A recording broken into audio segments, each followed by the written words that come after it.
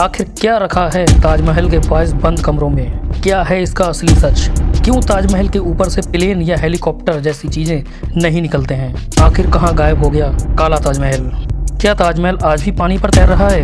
इन सभी बातों को जानने के लिए बने रहिए हमारे साथ। एक राजा और एक बेगम और एक ऐसा अजूबा जो दुनिया में कहीं भी नहीं है। लेकिन क्या सच में ताजमहल एक प्यार की निशानी है या फिर इसे रहस्यों के पर्दों में ढक रखा है, जिनका जवाब आज तक उलझन बना पड़ा है।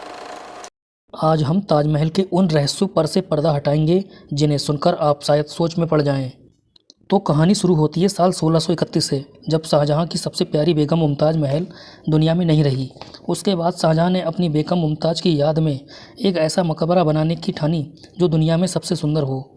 सरकारी दस्तावेजों के अनुसार ताजमहल का निर्माण 1632 में शुरू हुआ और 22 साल तक चला, और इसे बनाने वाले कारीगरों की संख्या 20,000 से अधिक थी। और निर्माण कार्य पूरा होने के बाद 1653 में दुनिया के सामने आया। ताजमहल सिर्फ सफ़ेद संगमरमर की एक इमारत नहीं बल्कि एक प्लानिंग का हिस्सा है।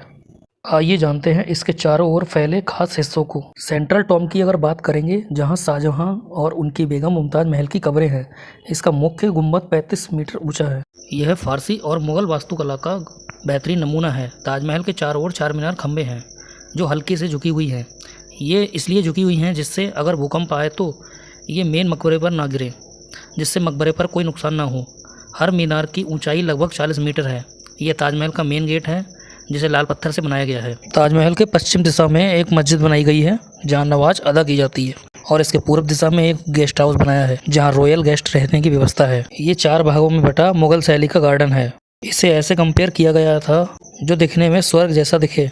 ताजमहल के पीछे यमुना नदी बहती है। यही नदी ताजमहल की नींव बचाने में अहम भूमिका निभाती है। अब जरा गौर कीजिए, इतना बड़ा मकबरा खड़ा है, वो भी लकड़ी की नींव पर। जी हाँ, आपने सही सुना, इसकी नींव लकड़ी की है। लेकिन आप पूछ रहे होंगे कि लकड़ी तो पानी में सड़ जाती है। सरकारी रिपोर्ट के हिसाब से ताजमहल की नींव की लकड़ी को यमुना नदी की नमी हमेशा मजबूत बनाए रखती है, और यमुना सूख जाए तो ताजमहल को भी खतरा हो सकता है।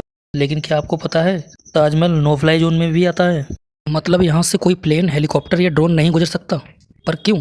सरकार के अनुसार सुरक्षा कारणों से सन 2006 में ताजमहल के ऊपर उड़ान पर प्रतिबंध लगाया गया। कुछ लोगों का मानना है कि इसकी संगमरमर की सतह को प्रदूषण से बचाने के लिए कदम उठाया गया है। अब सच क्या है ये कोई नहीं जानता। क्या शाहजहां यमुना के दूसरी तरफ भी ताजमहल बनवाना चाहते थे? कुछ दस्तावेजों और विदेशी रिपोर्ट्स के अनुसार शाहजहां अपने लिए एक काले ताजमहल का निर्माण कराना चाहते थे, लेकिन औरंगजेब ने उन्हें ऐसा करने से रोक दिया। सरकारी रिपोर्ट्स में ऐसा कोई ठोस सबूत तो नहीं मिला, लेकिन इतिहासकारों के लिए यह एक रहस्य बना हुआ है। सोचिए, अगर वो बन जाता तो सफ़ेद और काले ताजमहल का संगम कितना अद्भुत होता।